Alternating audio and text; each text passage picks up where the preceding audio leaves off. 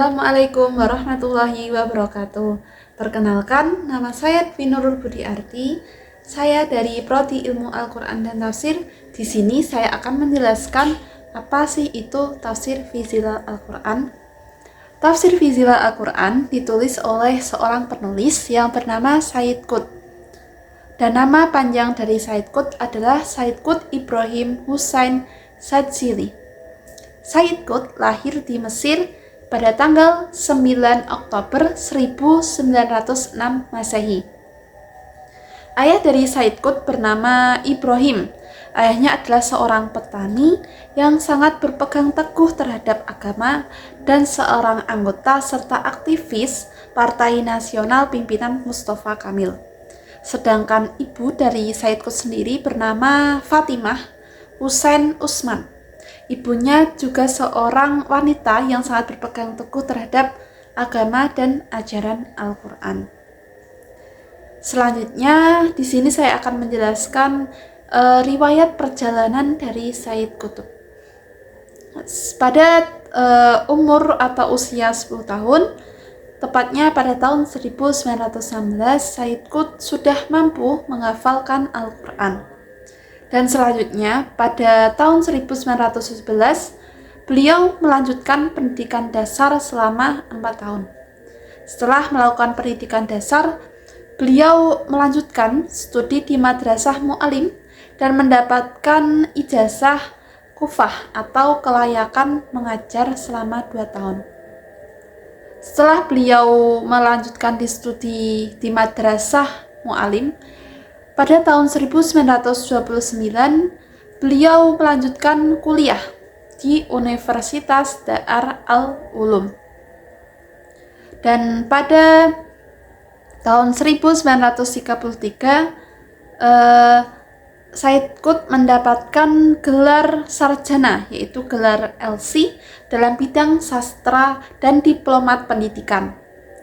Pada tahun 1949, Sayyid Qutb juga berangkat ke Amerika. Kenapa dia berangkat ke Amerika? Karena Sayyid Qutb sendiri ingin kuliah lagi, tepatnya di universitas di California. Setelah beliau kuliah di Amerika, pada tahun 1954, Sayyid Qutb dipenjara dikarenakan mendapatkan tuduhan dari Presiden Nasir untuk menjatuhkan pemerintahannya, sehingga Sayyid Qutb dipenjara. Dan saat itu beliau mulai dipenjara bulan Januari hingga bulan Maret pada tahun 1954. Setelah itu pada bulan April, Sayyid Qutb dibebaskan dari penjara atas usulan Presiden Irak atau presiden yang bernama Abdul Salam Arif. Dan pada bulan November, tepatnya pada tahun yang sama, Sayyid Qutb dimasukkan kembali ke dalam penjara karena tuduhan berkomplot untuk membunuh Presiden Mesir atau Abdul Nasser. Setelah itu, pada tahun 1964, beliau dibebaskan dari penjara. Dan pada tahun 1965, beliau kembali dimasukkan penjara. Dan yang terakhir, pada tahun 1966, Sayyid Qutb dihukumi mati oleh pemerintahan Mesir dan dihukumi mati, dan beliau meninggal pada saat beliau di penjara. Itu untuk riwayat perjalanan hidup dari Sayyid Qutb. Selanjutnya saya akan menjelaskan latar belakang penulisan tafsir fi zilal Al-Quran. Sayyid Qutb menulis tafsir fi zilal Al-Quran dikarenakan pada saat itu beliau mendapatkan penderitaan dan kesengsaraan yang besar yang disebabkan ketidakadilan dan pemerintahan yang tidak adil pada saat itu.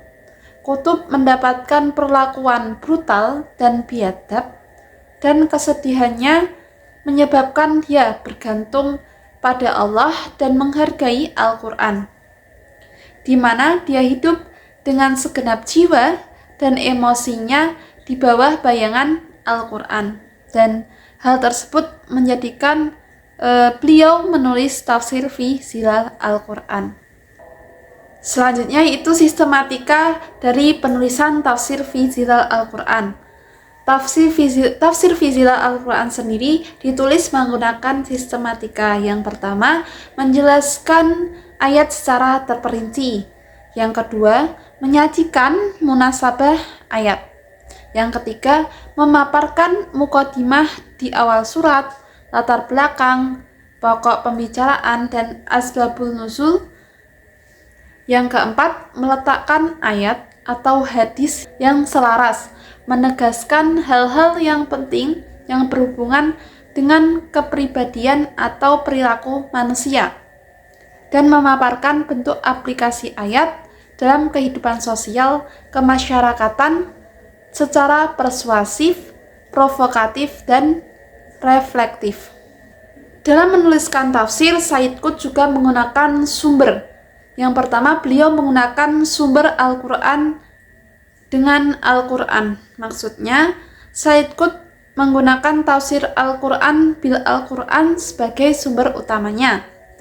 Dan Sayyid Qutb juga menggunakan riwayat dari Nabi Muhammad. Akan tetapi, saat menggunakan hadis tersebut, Sayyid Qutb tidak mengikut sertakan sanadnya. Dan Sayyid Qutb juga menggunakan sumber dari perkataan sahabat yang dipandang ahli dalam tafsir. Adapun corak yang digunakan dalam tafsir fi zilal Al-Quran yaitu corak al-adab al-ijtimai, yaitu corak sastra, budaya, dan kemasyarakatan.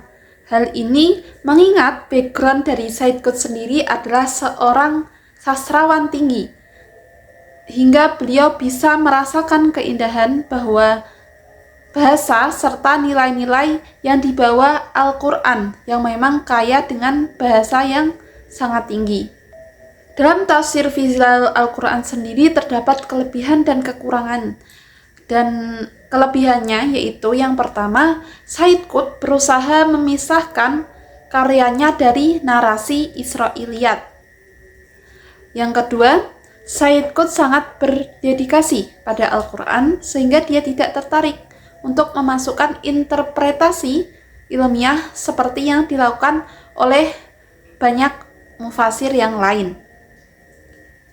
Yang ketiga, kosakatanya langsung dan keras, mencerminkan keinginan yang kuat untuk kesejahteraan rakyat yang mungkin merupakan hasil dari pengalaman penjaranya. Adapun kekurangan dari tafsir fi zilal Al-Quran, yang pertama yaitu referensi Sayyid Qutb terbatas yang digunakan untuk menyusun karyanya. Ini terjadi dalam beberapa sudut pandang pribadi yang padat dan seluk-beluk saat itu. Yang kedua, munculnya dikotomi jahiliyah, Islam dalam masyarakat kontemporer. Yang ketiga, tafsir fi zilal Al-Quran menggunakan sumber dari hadis, akan tetapi Sayyid Qutb tidak mengikut sertakan adanya sanad, sehingga hal tersebut menjadi kekurangan dalam tafsir fi zilal Al-Quran. Mungkin sekian yang dapat saya sampaikan dari penjelasan sedikit dari tafsir fi zilal Al-Quran. Kurang lebihnya saya mohon maaf. Sekian, wassalamualaikum warahmatullahi wabarakatuh.